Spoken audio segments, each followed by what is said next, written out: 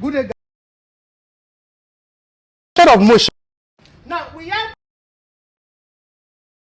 motion of an object in a straight line. The first one is v is equal to u plus at. The second one is v square is equal to u square plus 2as. The third one is s is equal to ut plus rvt square. But apart from these three equations of motion, we can also have the fourth equation of motion to be given as s is equal to u plus v over 2 times t. So this equation of motion, you have to be used to them. And this equation of motion are the equation of motion for an object moving in a what? Straight line, for a rectilinear acceleration of motion. Now, you have to know that this v represents the final velocity, u represents initial velocity, a represents acceleration, s represents distance, and t represents time. Now, once you are used to these formulas, you know that they are the application of these formulas. The first rule is that if an object starts from rest, the initial velocity would be 0. If an object comes to rest, the final velocity would be 0. If an object accelerates, the acceleration A will be positive. But if an object decelerates, the acceleration A will be negative. So if an object accelerates, that simply means that there is increase in change of velocity. But if there is decrease in the change of velocity, then the object is what? Decelerating. See, you also have to know that if an object starts from rest, u, which is the initial velocity, will be 0. If an object comes to rest, v, which is the final velocity, would be 0. That's that. Let's move on to the next one. So guys, we are talking about we have also 4 formulas for equation of motion under gravity. These formulas is like the equation of motion in a straight line. You will just change the a to g and s to h. The first equation is v is equal to u plus gt. The second equation is v is equal to u square plus 2gh. The next one is h is equal to ut plus half gt square, and t is equal to square root 2h over g. So what do we mean by equation of motion under the influence of gravity? This is when an object is moving under the influence of gravity. That is, if an object is moving upward or the object is coming downward. Do you get that? If an object is moving upward or the object is coming downward, we are going to say that the object is moving under the influence of gravity. So you have to know that the gravity always not vertically downward.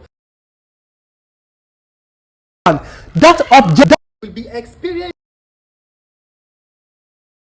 that will be what? That will be affecting is what? Is motion. So the next thing you have to know that is that if an object, you know, the last rule that we talk about for an object moving in a straight line, where from rest is under the equation of motion that are the application of this. So guys, the first thing is that the first rule that is guiding the use of these formulas, the first one is that if an object falls from a height, the initial velocity will be 0. This simply means that if an object comes down from a particular height, initial velocity will be 0. The second one is that when an object is thrown upward, at the maximum height, the final velocity v will be 0. This simply means that if an object is going up, at the maximum height, its final velocity will be 0. Why? Is it that if an object is going up, at the maximum height, the final velocity will be 0? The reason why is because if I should throw this marker upward, this marker is going to attain a maximum height before it comes down. But once it attains that maximum height, that marker is going to stop for a particular time, for some time, before it comes down. Technically, you might not see it, but the marker actually stops before it comes down. So that is why when an object is thrown up, at the maximum height, the final velocity will be what? 0. The next thing you have to know now is, guys, is that if an object is coming down, the acceleration due to gravity is positive. But if an object is going up, the acceleration due to gravity is negative. The reason why is because you know that if an object is moving upward or downward, it is always under the influence of gravity. But gravity itself always acts vertically downward. So therefore, if an object is coming down, this simply means that it is going to be experiencing its acceleration due to gravity. So the acceleration due to gravity for an object coming down will be what? Positive. But if an object is going up, you know, an object will be going up at its own acceleration. And also, gravity is acting vertically downward. This simply means that the object is acting in an opposite direction to that of gravity. So that is why the acceleration due to gravity of an object going upward will be negative.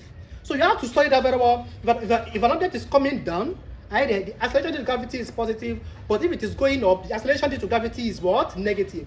And next thing you have to note is that the time taken to get to the maximum height is the time taken to come back to the level of throwing. This simply means that if it takes an object to move from this height to this maximum height, let's say it takes this object 2 seconds, it will also take this object 2 seconds from the maximum height to come back to the what? To the level of throwing.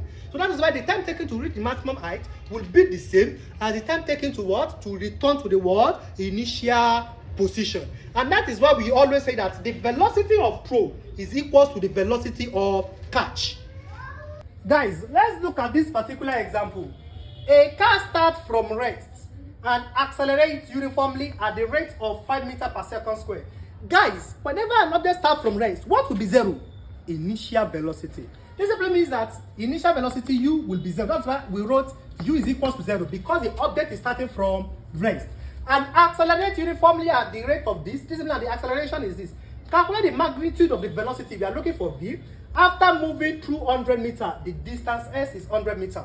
So now, after I've written out the parameters, I will now look at, okay, according to this parameter given to me, which equation of motion can I use to solve this question? We have 3 equations of motion, right? V is equal to u plus at, v square is equal to u square plus 2as, s is equal to ut plus rvt square. But we are going to say that in this parameter given to me, there is no time t there, right? So this simply means that the first equation, which is v is equal to u plus at, and the last equation, which is s is equal to ut plus rvt square, I cannot use them. And the reason why is because in the equation given to me, there is no time. But if I take the second equation of motion, which is v square is equal to u square plus 2as, I'm going to say that all the parameters given to me are present there. That is why we are using this equation, v square is equal to u square plus 2as. Our u is 0, our a is 5, our s is 100. Then when we multiply everything together, our final velocity v is what? 31.62. Let's look at the last example for today, guys. So guys, in this example, the question is a mango fruit drops from the top of a tree 45 meters tall. This simply means that the distance s is equal to 45 meters. You know, we are going to say that the height is 45 meters. How long does it take to reach the ground? When they say how long, this simply means that what time does it take. But when they say how far, this simply means that what is the distance. So how long, this simply means we are looking for t, does it take to reach the ground. Our acceleration due to gravity g is equal to 10 meters per second square. So in this case, you have to know that if an object comes down, are you there? The initial velocity u will be 0. So therefore, I will also say that my u is equal to 0. So I will now say that with all the parameters given to me, which equation of motion under the inverse of gravity can I use? The first equation of motion under the inverse of gravity is that v is equal to u plus gt. The second one is v square is equal to u square plus 2gh. The third one is h is equal to ut plus half gt squared. So since I have time and I have h, this simply means that I'm going to be making use of what? H is equal to ut plus g plus half gt squared. So I'm going to use h is equal to ut plus half gt squared. Since my u is 0, so this will be h is equal to half gt squared. You know u is 0, so u times t is 0 like that, right? So guys, the next thing we're now going to look for is what? Is it t. So guys, you know this expression can also be written as h is equal to gt squared over 2. Then I can simply make my t the subject of the formula. Then this will be t is equal to square root 2h over g. Then t is equal to square root 2 times our h is 45. And our g is 10. That's equal to square root 90 over 10. And the final answer for my t is what? 3 seconds. So in our next tutorial video, we are going to be solving more questions. Don't forget to like, subscribe. So thank you guys for watching.